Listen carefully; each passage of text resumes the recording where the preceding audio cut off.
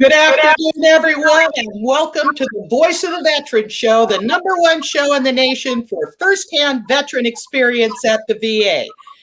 My name is Gail Ochiltree, Army Airborne veteran, along with my friend Nicholas Cormier III. Right over there. Say hello to the viewers, Nicholas. Hey, how's everybody? Oh man, we've still got Franklin on there on the show on the screen. I think he just went to get a drink or something and just let her roll. I don't know. Where is he? There he is. I am here. That's why I love this show. And I can't introduce him when it's just an empty chair. That's our producer, MC Franklin. I want to tell you, thank you for all your hard work and running back and forth to keep us on track. You know, you've got to trust the people that you work with that they're going to fill that chair up eventually. And he is. I am so happy to see you. I'm happy to be here. I am excited just because we're actually going to be able to thank Nicholas for some wonderful things. And I'm sorry, I didn't mean to be on the screen right now, but yeah, you're a comedian. Well, I'm on that note. I'm out. Hey, I want to say thank you to Nicholas too. I mean, seriously, I am sad today and happy for two reasons. Sad because you're going to be moving on to other things that you want to advocate for, but happy in my heart because, you know, I wouldn't want to stop a friend from or give them a hassle or anything for wanting to advocate for veterans' causes. And that's what you're going to be doing and doing good things in your life, spending more time with your family. I mean, it's an honorable thing, and I'm proud of you, actually, damn it. And why are you leaving? Well, it's obviously not easy to move on. It's been a long time. I think there's been so much great work that Voice of the Veteran has done and will do, and it's just an honor to have been a part of that. Good afternoon to Dr. Kathy Cash and our amazing guest last week. And it's time to move on. The pandemic obviously created so many different opportunities. And now that we're moving on, there's more work to do. And I'm moving on to other areas to take care of some advocacy for veterans and the homeless and things like that. But it's been an absolute treasure trove of growth experience to be able to do this for the past 23 weeks. And I'm excited. Oh, go ahead. I'm sorry. And again, I'm excited because actually both of you inspire me to move forward with so much of what we can do for our veterans, because again, frankly, they, as far as I'm concerned, are America's true heroes. And again, the thing is that when they're out of service or when they no longer are active, we should be looking out for them. And you guys came forward with an opportunity for me to participate in helping facilitate that. So again, as Nicholas moves on, like you, Gail, I don't ever want to hold anybody back, especially somebody as special as you guys. As we rotate, Nicholas is in the DNA of the show, so it's kind of hard to think of him as not here with us, even when he moves on to do his thing. So hopefully he'll stop by and say hi occasionally and continue to contribute the jewels that he gives to the show in the meantime. So with that said, I'll get the heck out of here because I am not supposed to be part of the show. But I do want to share something here before I go. It's a video that that got this thing kind of rolling and really put things on point. So let me see if I can get this up here. Here we go with something that's so very valuable to me.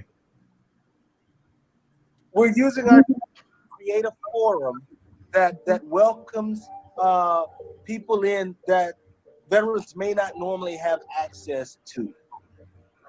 My name's Gail Ochiltree. I served in Army Airborne and Intelligence, and that's about it. I jumped out of airplanes while I was in the Army. Nicholas Cormier III, okay. United States Air Force, Air Traffic Control. We try our level best to create documents and things online and access sheets and all kinds of things informationally to give the veterans. And we try to be as accurate as possible to not send veterans on a goose chase all around the hospital and the federal building and everywhere else trying to get the benefit. You're also bringing information to the people, but you're also creating and acting as a hub where that information can flow both ways. But we need to do stair steps all the way up and down through the various parts of the VA. And part of this communication needs to happen to the VA staff themselves, not just the veterans. They all need to talk the same language. So the balls get dropped everywhere. And, I watch Gail pick up the ball and run with it and learn the obstacle course of how to get something done. When you turn a veteran around, they want to be a leader in society. They want to help other people. Now, I'm not talking about every single veteran, but I'm saying I see a lot of that in veterans. They want to serve their community. They want to help other veterans. And the more veterans we help, the more veterans get help. We need this to happen all around the city, all around the country, in order to truly move veterans out of homelessness or whatever else they may be dealing with into a community that they can thrive in. Surviving ain't enough for a veteran. Right. Thriving is, I think, what we're really looking for.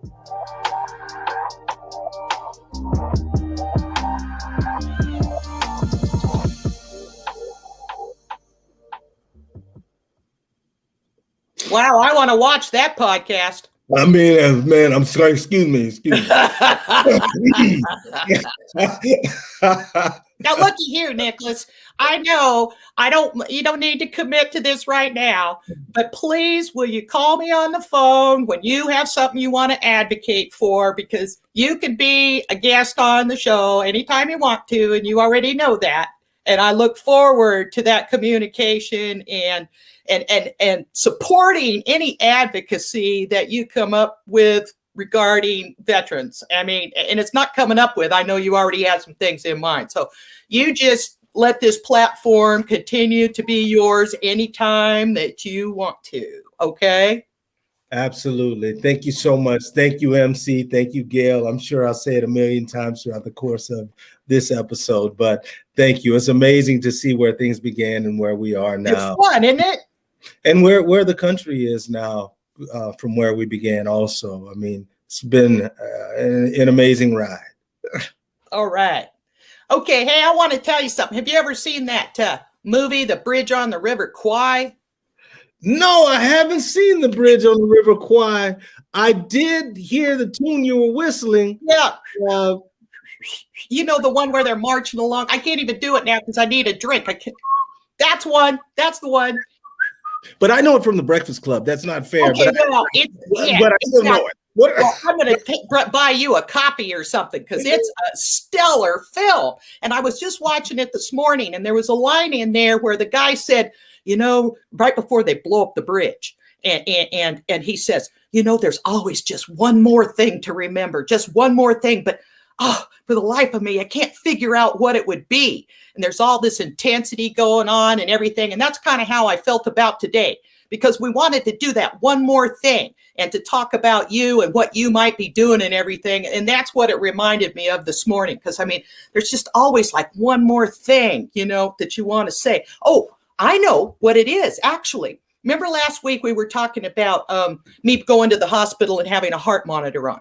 I want to say something about my firsthand veteran experience at the VA and what's going to happen next, because there's a lot of people. I didn't realize how many people go through these various procedures at the VA. And I don't know why I didn't think about it. I guess it's just because I had never done it before. So I just want to take like 1 or 2 quick minutes to mention about what a stress test is. Now, when you get this heart monitor on, I said, to the doctor, I said, I don't want to take a stress test. I said, I got a heart monitor on. Doesn't that tell you exactly what's wrong with me? And she explained to me the following. This heart monitor measures various electrical issues with my heart, palpitations and different things, but it doesn't test my predisposition for having a heart attack in the future. So a stress test is, everybody's heard about the treadmill test, right? You walk on the treadmill and then they, measure your heart and all that kind of stuff. Or I am Air Force. I heard they did away with that amazing. Oh gosh, yes, exactly. I obviously don't agree with, but or they put you on a bicycle and get your heart going aerobically and everything to see how your heart muscle functions. Well, in this case, they told me, oh, we're going to give you a chemically induced heart stress test. And I'm going, why would I let anybody do that? I don't want to have a chemically induced stress on my heart. So anyway, I talked to my sister about it, who used to work in the cardiac ICU at Loma Linda during all the baby Jessie stuff and everything. She says, oh, Gail, please, I've had a stress test and I've lived to tell the tale. And I went, oh, okay, so it's not as big a deal as my anxiety, PTSD producing brain is trying to make it. So that's what I want to say to veterans, that in spite of the fact that you get tested once for an EKG or have a monitor on, there's still other things, and they have whole big departments for this. I don't know what I was thinking. So I'm just trying to calm down and let them do the various things that are good for my health, follow my my doctor's instructions, several of them, trying to help me out and not get all freaked out about it. So I'm going to trust them. Trusting the VA, God, gives you vapors, doesn't it? But anyway, I'm going to trust the VA and go about my business. And I just wanted to follow up on that because there's another level to things than I realized. And I want to share that with my fellow veterans. So thanks for giving me that moment. Hey, we've got a deal here to talk about. And, if you'd help me out with it, Nicholas, I'd sure appreciate it. I also want to send, also in the chat, we want to continually tell people about where they can find the Voice of the Veteran and where they can watch it live and where they can find the recorded information. But right now, I want to bring up a subject that we don't have all the answers to, but that we need to discuss and help veterans navigate this upcoming process that's been announced by the VA. And it is the re-adjudication of Agent Orange claims. Now, I do have a link in the chat box, and when you start reading part of this announcement, I'll go ahead and put it up then. But, due to the Agent Orange Act, let me just read a little bit of this, of 1991, the VA now acknowledges certain cancers and other diseases caused by Agent Orange. This means that veterans with these recognized diseases can now qualify for disability compensation under the presumptive service connection.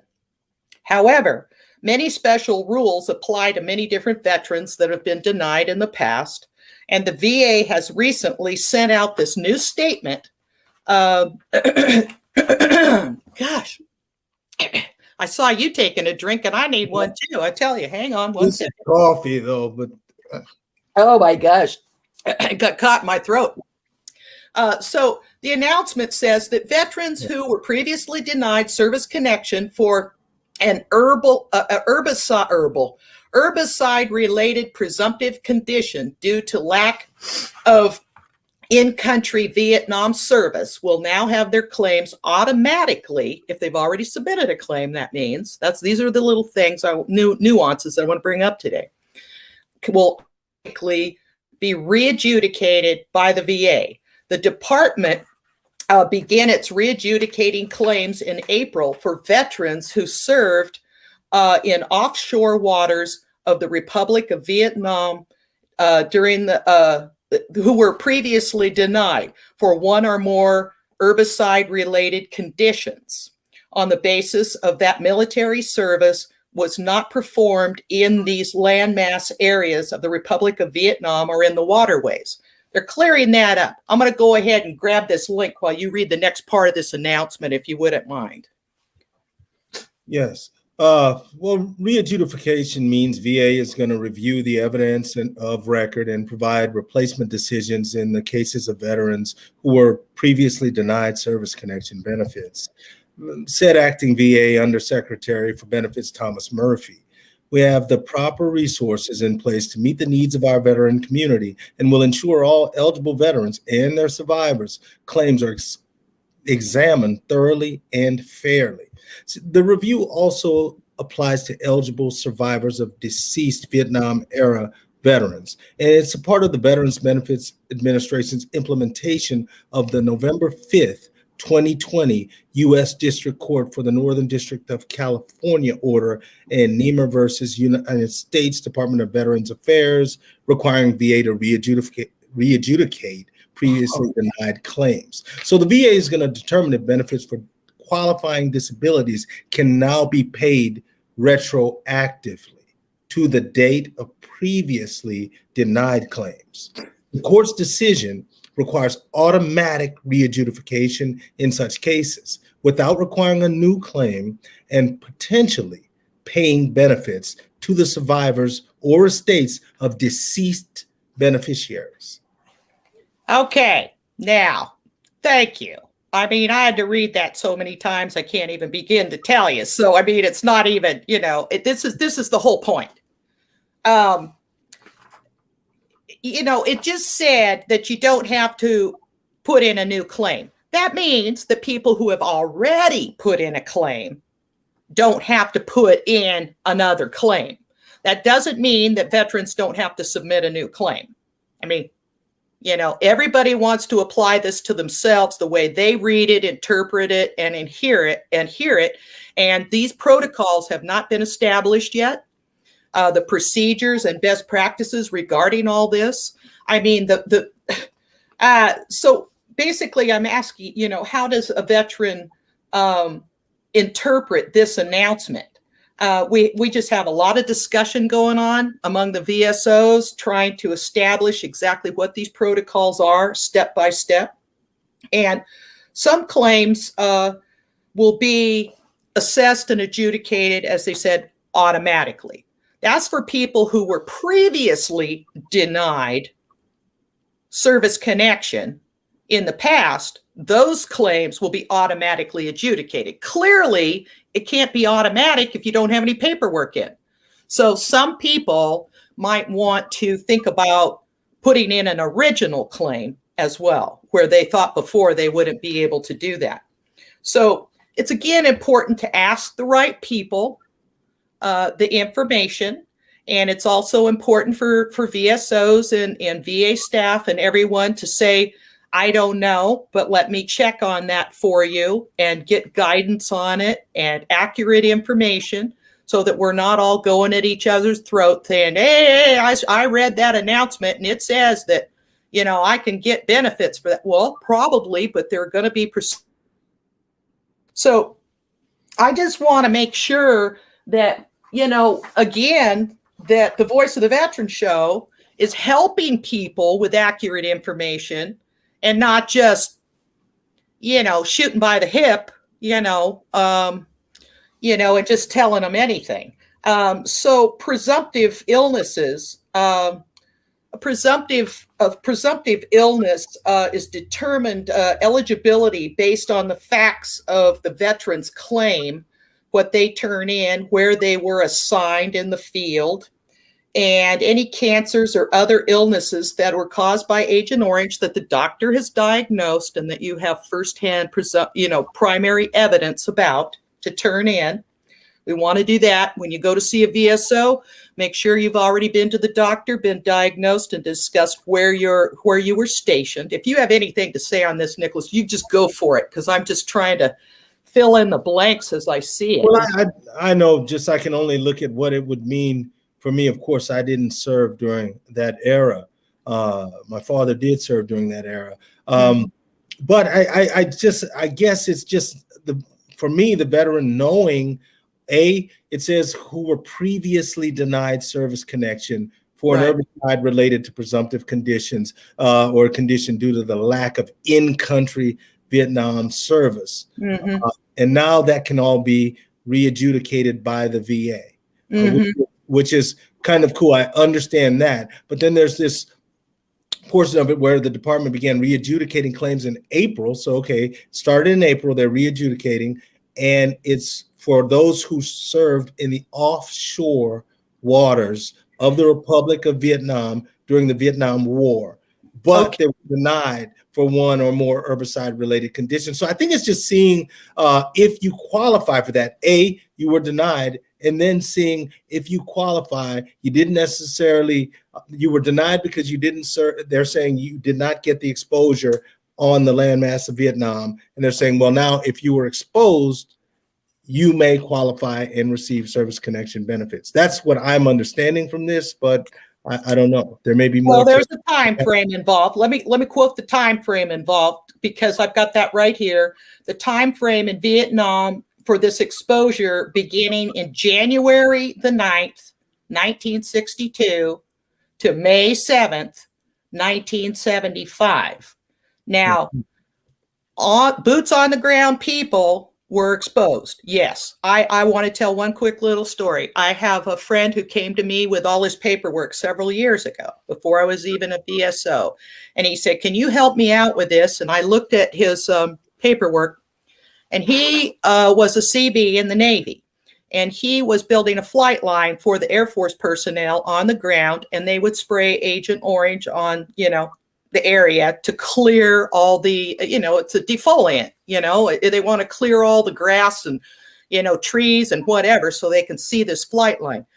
Well, my friend, they would sit down and take a break and have lunch, and the planes would fly over and spray the Agent Orange to the point, while they were having lunch right on them, to the point that they had to take off their T-shirts and wring them out because there was so much Agent Orange sprayed on them during their lunch breaks. So that's an obvious one. But then you go to the Navy, and they're parked off, the landmass. But that still doesn't mean that they aren't exposed. Maybe they were on land at some point. Maybe they handled it. It was carried on a ship. Then there's the Air Force. I mean, they're spraying it. Well, how much exposure are they getting? But initially, it was established that it was exposure sprayed on you while you were in combat on landmass or whatever. So all of these kind of definitions are now available for us to look at. It's the perimeter people. You don't put stuff right in the middle of combat. There's people on the perimeter. They're exposed to these things too before they're actually taken into the main area of combat. So there's that kind of thing too. So there's one thing called the Blue Water Navy regarding the, and it's HR 11623 and HR 11658 that are the specific House of Representative bills and laws now governing blue water sailors and the Air Force. And these things are all available for us to read about before we go in to see a VSO to help out your claim. Because the more you know about the process of getting a claim put in, and the VSO is there to help you collect all this stuff together. They're not there to necessarily go to the doctor for you. You have to go to the doctor. But then if you bring that paperwork to them, things happen a lot faster for you. And those kind of things don't have to be looked up. If you can give reference to the time you were in service, when you went to see the VA doctor, here's my, diagnosis, put that in the pile, and the VSO will help direct it and navigate it through the VA system.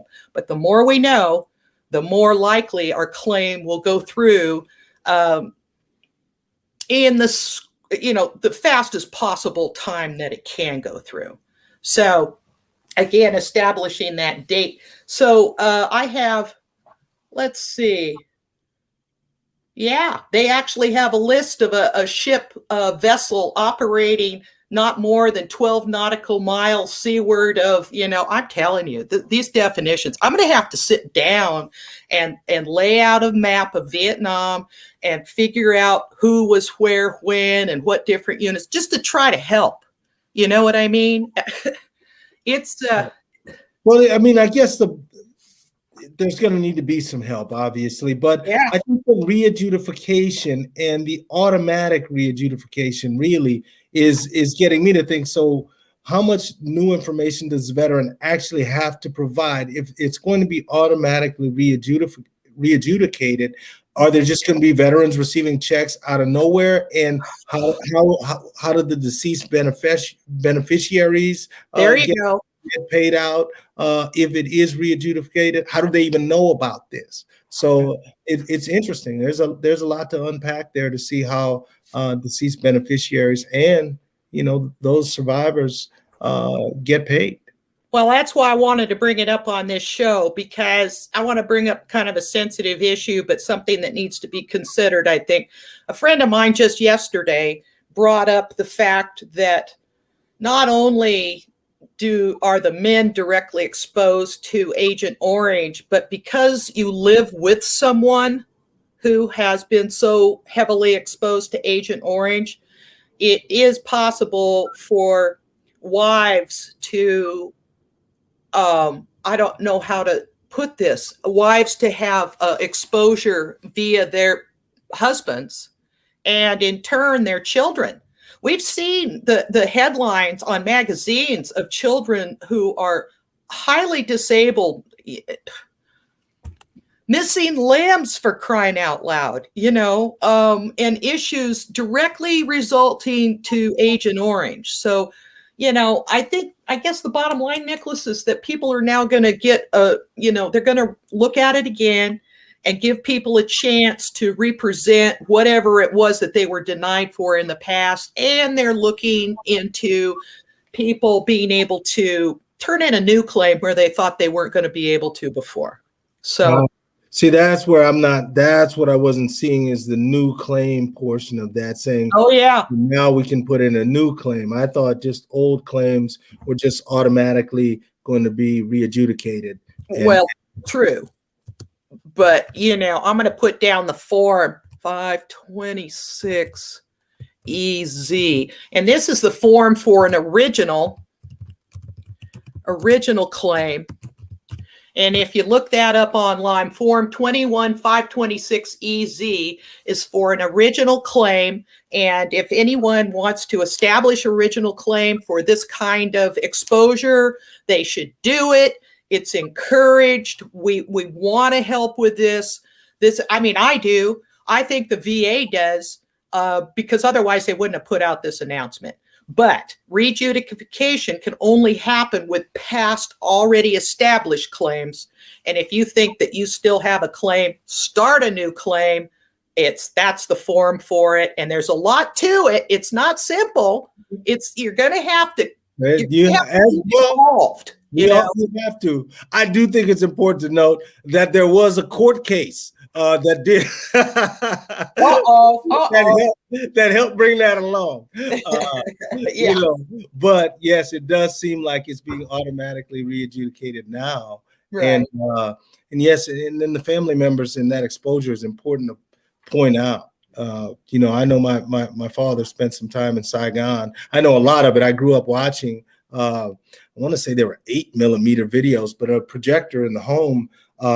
As a kid, that was a normal thing for me because my father was away when I grew up. So the way that I would get to see my father was to watch these black and white videos, military videos of him in Vietnam. And so I know this is pertinent to our family and something we have to look at as well. I don't think there's anybody that doesn't know what Agent Orange is, heard the name, or knows somebody who's passed away as a result directly of that exposure. So it's still going on years and years later. And this is a really good thing that the VA is doing for those soldiers, sailors, airmen, all of them. Because there's a lot more exposure than I think people ever realized. Hey, what do you think that we transition to bring on our guest and talk about some happier stuff? Absolutely. Happier stuff. I'm super stoked about our next guest. Oh, yeah. And I'm gonna let you go ahead and introduce her, Gail. Because let's both. We're both pronounce her name. No, She's going to have to tell me how to pronounce her last name because it's spelled Delatte. Is that Delatte? What the heck? I mess up your name. I mess up everybody's name. Like ask, but I'm gonna say Jennifer Delatte. Yeah, that's US what I'm Vet thinking. from Let's US bring her Vet. on. Look at there she is in uniform. Is she hot or what? I'm telling you, this is going to be really cool. Let's bring her on, and I want to say welcome to Jennifer today for coming on the show and chatting with us. And thank you so much for sharing your time. And let's go through a quick review of your military service. I know we've got some great pictures. I'm going to just let you say in your own words what's going on here, what you did in the military, and just tell us about those shots because they're good. Thank you. Yeah, so that was actually very recently, about, I guess, 2 weekends ago. I was actually at drill, and my unit is the 311th, and I'm right on Federal Avenue across from the West LA VA. So I made my way over there and dropped off some donations to Alexia Lunningham. She's the chief of voluntary services over at the VA. You might know her. Yeah. And they snapped my picture for their newsletter. That's my husband. So you guys, this was my AIT graduation about almost 3 years ago now at Fort Gordon. And that's my husband. He flew in from California to see me get MOSQ'd and walk across that stage. So that's my husband. He is 21 years now in the Army. He's an AMED recruiter. So he was, And then I was actually on a funeral detail. So it was over down in the Long Beach area with one of my fellow officers at my unit, and we did some funeral detail. All right. And that was my 2-week AT last year. We were learning how to do some driver's training. So yeah, someone took a picture for the PAO. Do you do donuts with that equipment there? Oh, donuts. No. The minute I mentioned donuts, that's for Nicholas and his donuts every week. I tell you. You know what? I try to eat healthy. I don't do donuts anymore. All Gail sulfur for the donuts. You know what I mean? So tell me, Jennifer. So you work for U.S. Vets. Yes. And what kind of services can a veteran find at U.S. Vets? Why don't you just talk about that in your own words, and I'll let my throat take a rest for a little bit.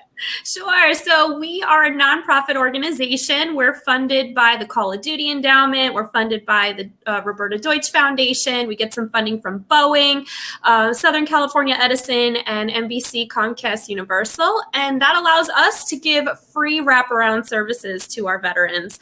So we offer, obviously, career services, which I'm here to talk to you about today. We have SSVF, which is supportive services for veteran families. So we do have some housing facilities around Southern California and some of our other sites.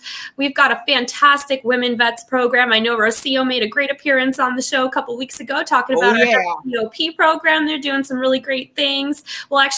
We'll be partnering with them in a couple weeks for some fun workshops. We'll talk about that later. And then we offer free behavioral health services. So we've got a program called Outside the Wire, and that's free counseling services with licensed therapists, social workers. So, really, really great opportunity for us to reach out to a lot of veterans and provide, just a plethora of services at no cost. All right. Nice. Yeah. So you're saying that veterans don't have to pay for these services? They're free? Nope, they are totally free. Yeah, we're funded fully, which is fantastic. So no cost, guys. So you do things like resumes and yes. Everything career related. So we do cover letters for veterans. We write their resumes, both federal and traditional. We tailor those resumes to the jobs that they're applying for. We do mock interviews, which is really, really helpful to get those nerves out right before a big interview. We build their LinkedIn pages. So if they're interested, and that's what I'm going to talk to you guys about today, if you're interested in getting your resume out there on a professional social media platform, we can build that from the ground up. And we also offer financial reimbursement. So if you guys are interested in getting certified, something that's going to help you upskill to get the job, we can give you $150 towards that work-related certification. Or if you have to lay out money for equipment, tools, uniforms, we give money for that. Okay, so tell me this. Now, are all these great programs that you're talking about, are these related programs only available to veterans in like Los Angeles or what?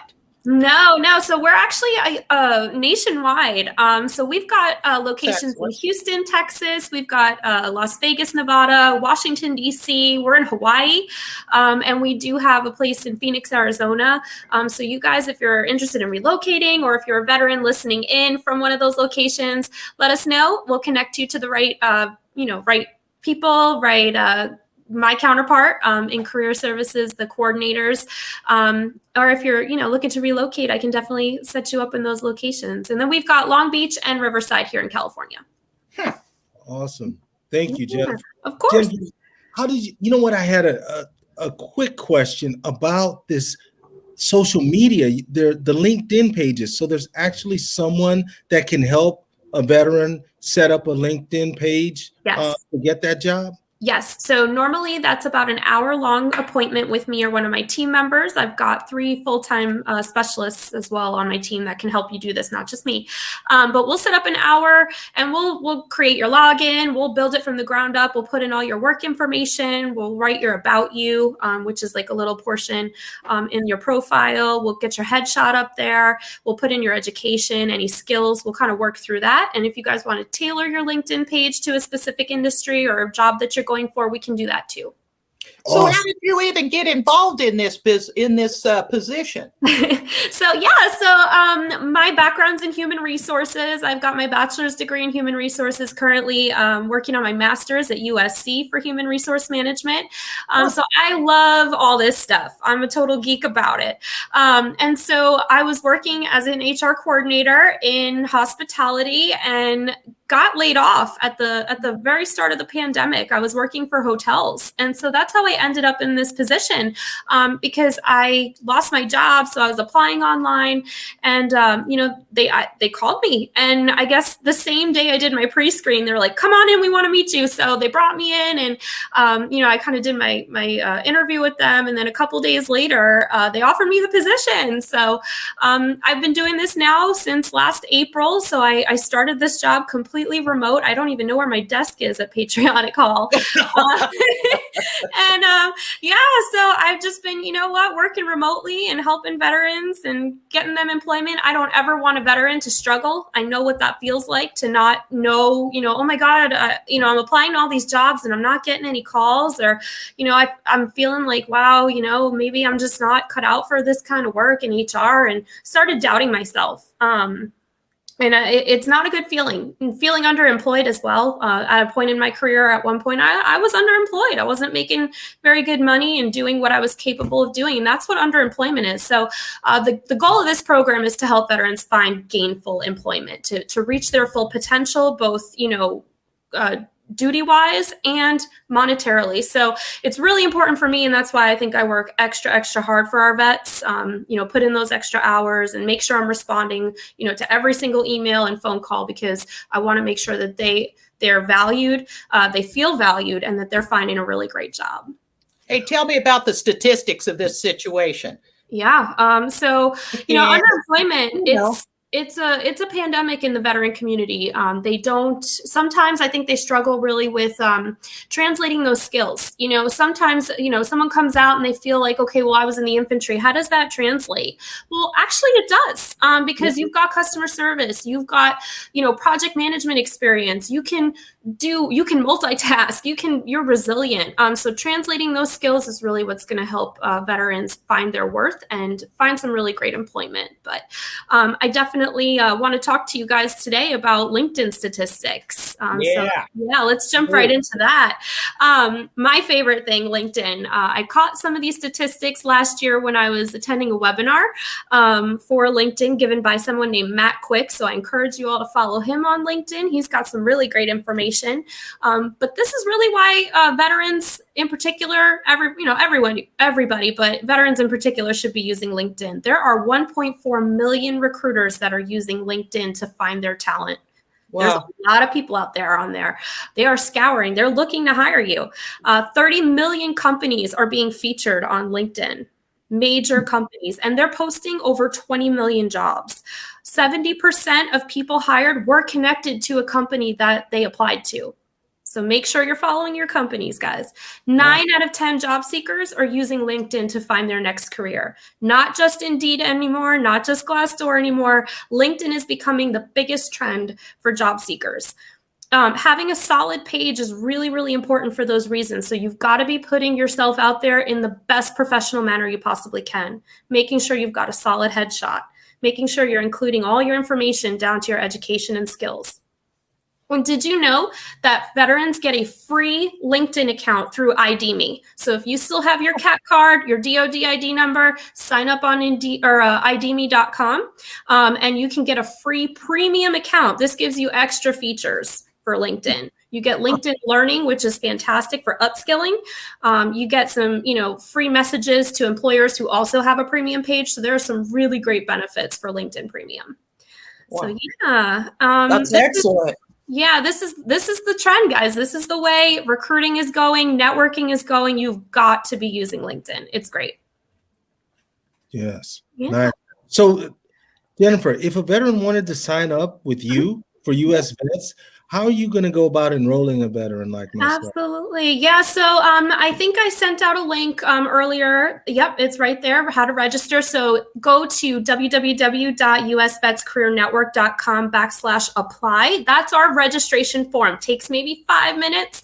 So you'll put in some information for me. You'll put in, you'll upload your DD Form 214. If you have a resume, please upload that. We do prefer it in a Word document. That way we can actually make those edits for you and easily manipulate your resume.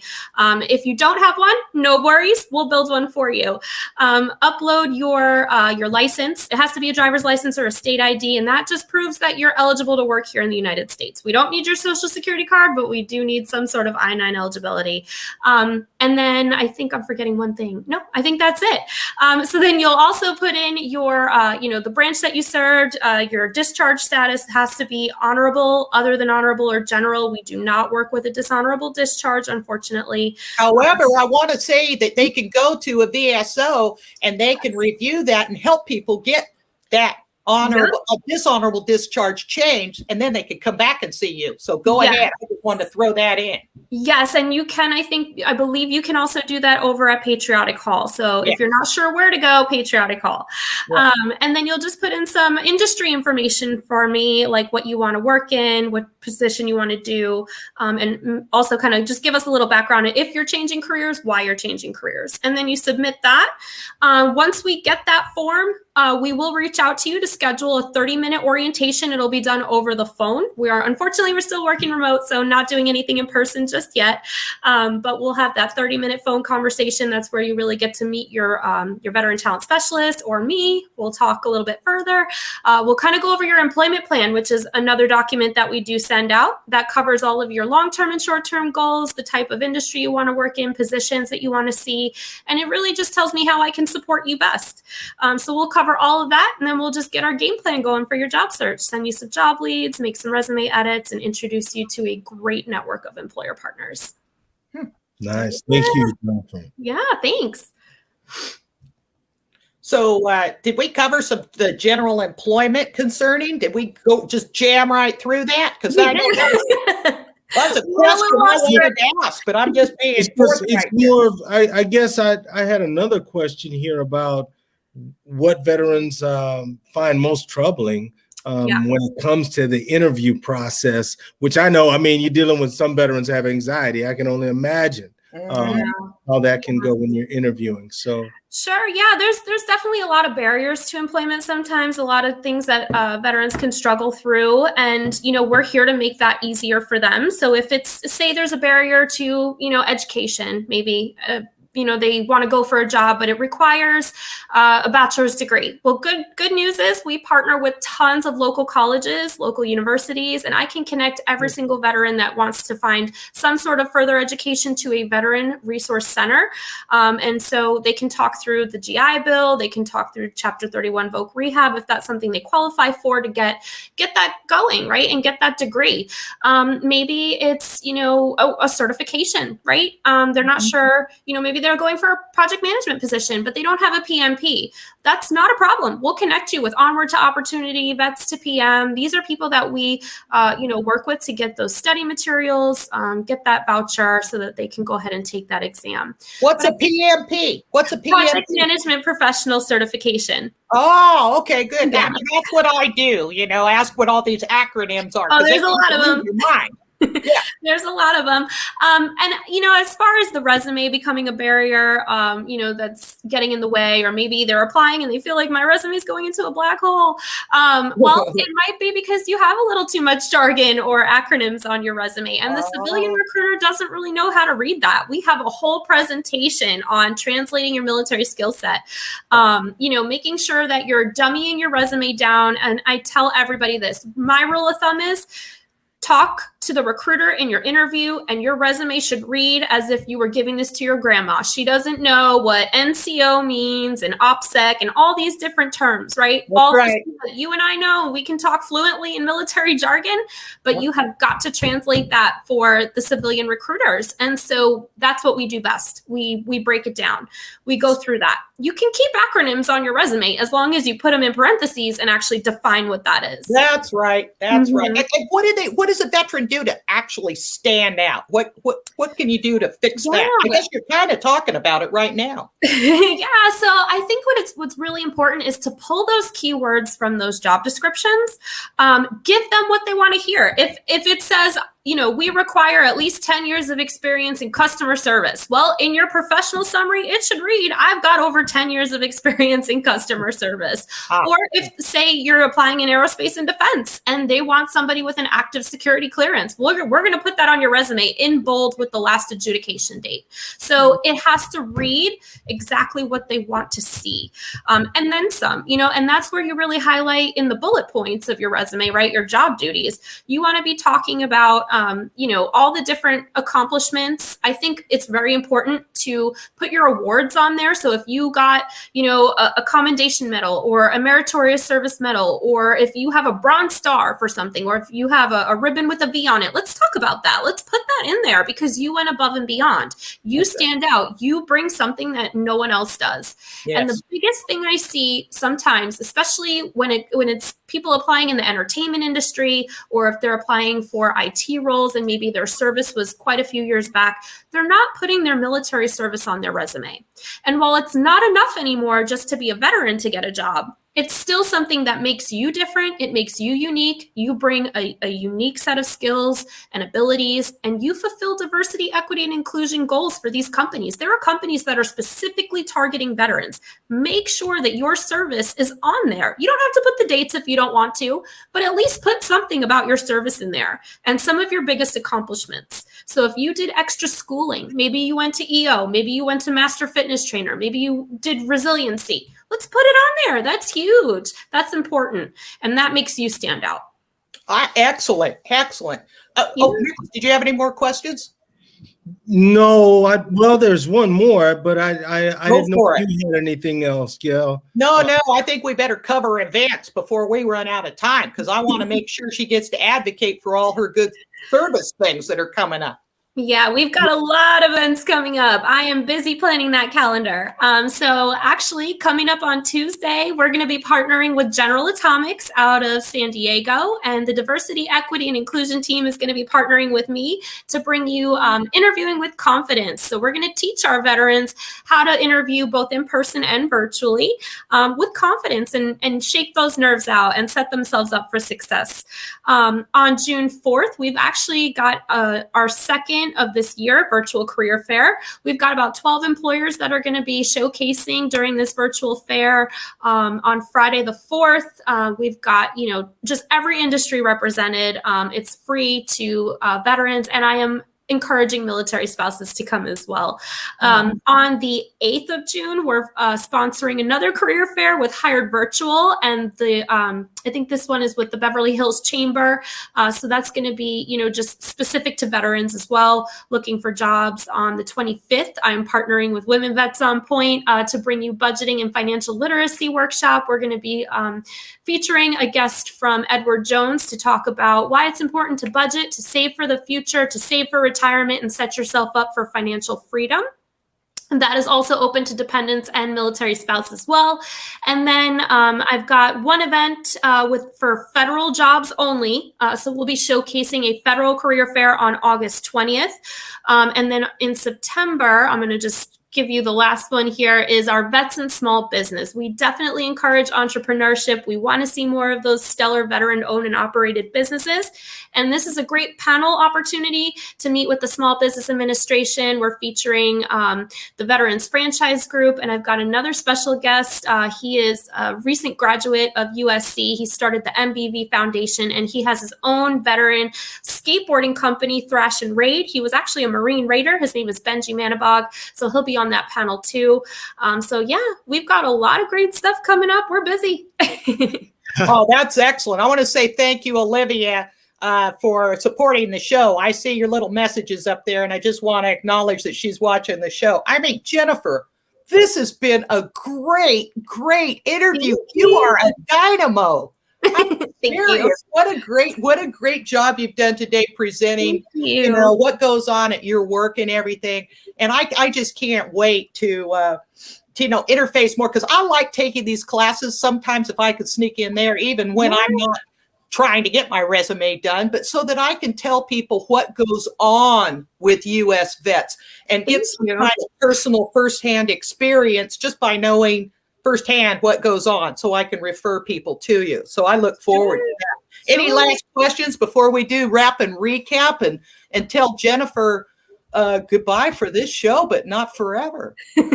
Well, I did see that. I think I saw Olivia wanted to know if it's going to include the SBA certification. No, it's not going to include any certifications. This is just a real informational session with, I think her name is Luisana.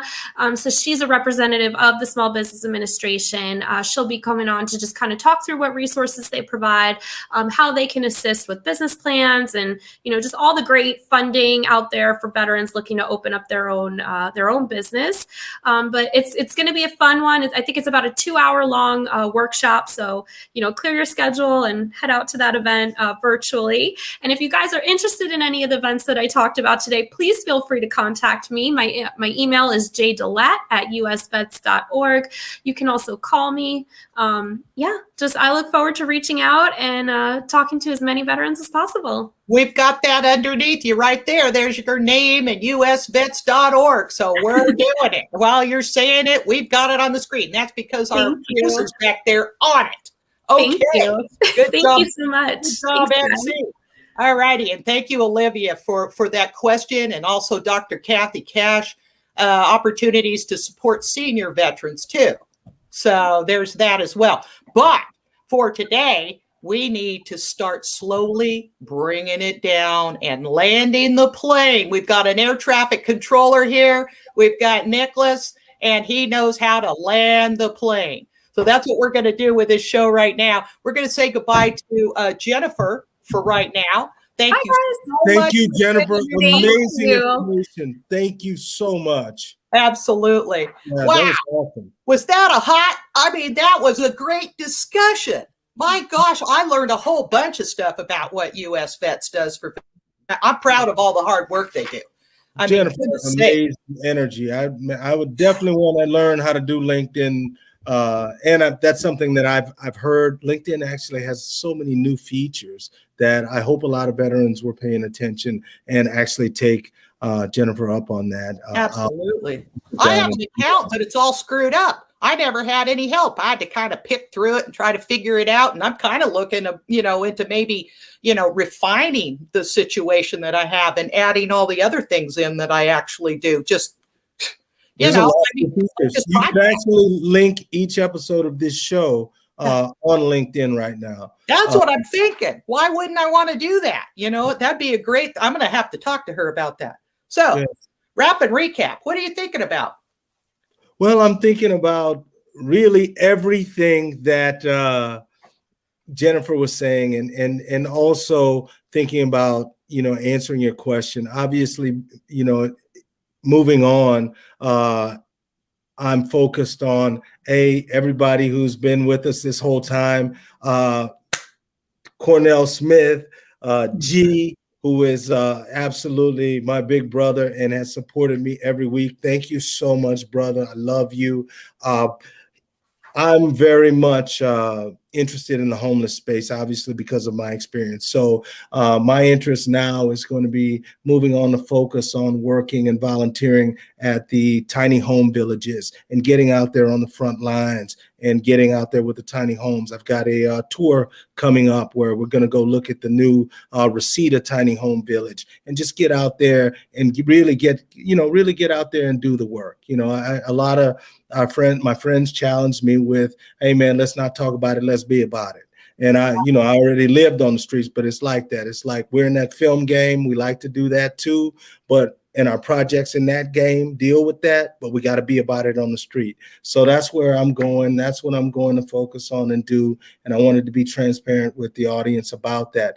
Thank the audience for being there week in and week out with us and being there and allowing us to be there for the veteran and being there for veterans. And thank you for my mother supporting us each week. MC for being there the entire time and donating so much time. Thank you, Gail, for all of the time and energy spent putting forward this information and all the different hats you've worn to get information out on this show. I think it's tremendous work that we can all be very proud of. And I know the show is growing. I just heard and saw what was possible today by listening to Jennifer's amazing work with U.S. vets. And I just wanted to say thank you from the bottom of my heart to Voice of the Veteran for everything and for this opportunity. It's been tremendous, and I am very grateful. Looky, you have been a great friend from the moment I first met you. The first time I met you was in an advocacy meeting at the VA. And we have been good buddies advocating for veterans' causes ever since. That Yes. is of the VA that I have to sit and actually think about it. It's a resume for us together at the same time.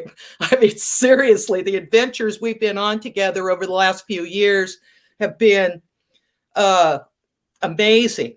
Amazing. I wouldn't trade it for anything. So I absolutely want to wish you the very best as a friend. If you ever need anything from me, just please ask, call me on the phone. This isn't goodbye. This is just kind of a linear movement over here. And I look forward to seeing you anytime. Okay. So thank you. I just wanted to say thank you to Olivia, who's been saying some tremendous things out there. Yes, about the tiny home villages in the valley here, which are tremendous. But thank you, Olivia. I'm also a formerly homeless veteran, and I'm with you. And I see Susan is wishing you well as well. Oh, Susan, thank you so much. Thank you, Susan. Absolutely. Thank you, Dr. Cash. Thank you, everybody. This has been amazing. And I'm so stoked about where Voice of the Veteran is going. I know Gail has great things planned. I know MC, of course, has great things planned. And I can't wait to continue to support the show and be there. And I hope that everyone else out there supports Voice of the Veteran as it grows and moves on to do bigger and better things. I am so grateful to have been able to have a tenure here and sit in this chair. And I know the veterans that come around, whoever sits in this chair next, is going to be amazing. So thank you all so much. Now, just so you know, I met Olivia. I think it was Elizabeth. I kept trying to remember right now, but at that women's event out in San Fernando at the VFW, that was an amazing event, and it was just a wonderful thing to attend. And so we're going to be talking more, Olivia and I. I'm going to see if I can't drag her on this show. I'm serious. I mean, that would be, and Mary Morse from Spirit Mountain. I mean, I love you too, Mary. Thank you so much. Thank you. I mean, the Spirit Mountain, you know how you like TM? I'm like a crazy Spirit Mountain person. I mean, anything we could do to zero in and be okay. And, I mean, that's just what those organizations promote. And I just want to thank Spirit Mountain myself for all the incredible time they have spent on and with me and, whatever. I mean, from writing classes to meditation courses and, all that kind of stuff. So I think we're out of time. So I'm going to go ahead and wrap up the show. Is that okay with you? Because I want to talk some more. Okay, Absolutely, absolutely. Yeah, okay. So this has been the Voice of the Veteran. There's the donuts. We're feeding you right out the door there. This has been the Voice of the Veteran, the #1 show in the nation for firsthand veteran experience. And we're all going to continue to support veterans and their causes. That's Nicholas and I will both still be doing this at the VA. So come back next week for more firsthand veteran experience at the VA. And we'll see you next week. Thank you so much. See you next week.